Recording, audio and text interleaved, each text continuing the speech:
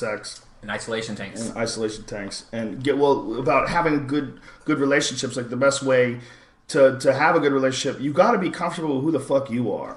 And if you got a lot of issues, a lot of stuff that's bothering you, that's going to fuck up any chance you have of communicating well with other people. Because as soon as you get comfortable with that other person, when you first meet someone, you don't really let them in and you sort of project who you want to be to this person, and then the person does the same thing to you. But after like a few months or a few weeks, depending on how good your act is, most people, you get to know who the fuck they really are and what their real issues are, after a while. When they start yelling at you and they get upset at you for no reason or something, you start like tuning it all in and going, oh, okay, you're fucking bananas.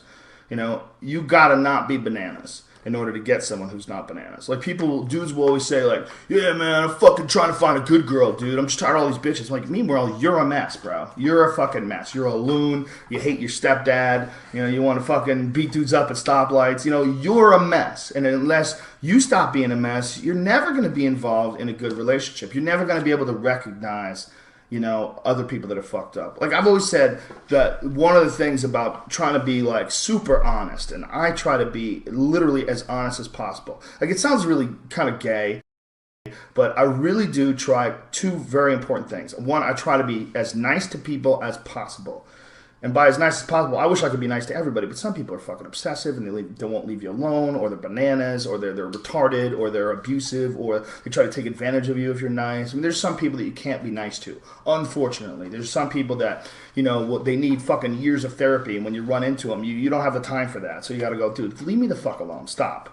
And it's unfortunate you have to do that, but sometimes you have to do that. So I try to be as nice as is humanly possible to get through my life. And number two, I try to be as honest as is humanly possible. I try to always be honest.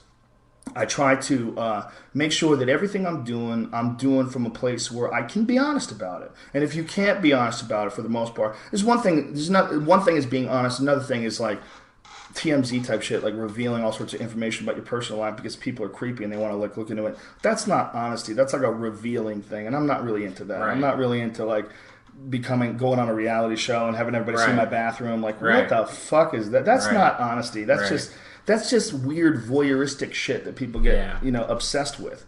But what I am into is telling you where I'm really coming from and what's going on in my own mind, and be comfortable with that to the point where I am so honest all the time that I can recognize deception like right away, and I find that to be really true. Like if you're a really honest person, when people are full of shit, you just fucking spot it like right away. Mm-hmm. It's really difficult to lie to an honest person. Yeah, really hard. Don't lie. Remember that? we did videos, and for a while after every video, Brian was going, "Don't lie!" And really, it's a fucking awesome philosophy. Me and Eddie Bravo would have a competition who did it best. Remember? Yeah, he tried to beat. No, I could do it better. Don't lie. What was that all about? Eddie's crazy. He's very competitive. He is very competitive guy. Very competitive. I guess you have to be when you do that. Yeah, well, he grew up in a situation where he had a douchebag for a stepfather, and, his whole life has been trying to fight against people that are fucking with him. You know what I mean? So, like, he became hyper-competitive because of that. Anyway, so that's my advice, and to that bitch-ass dude that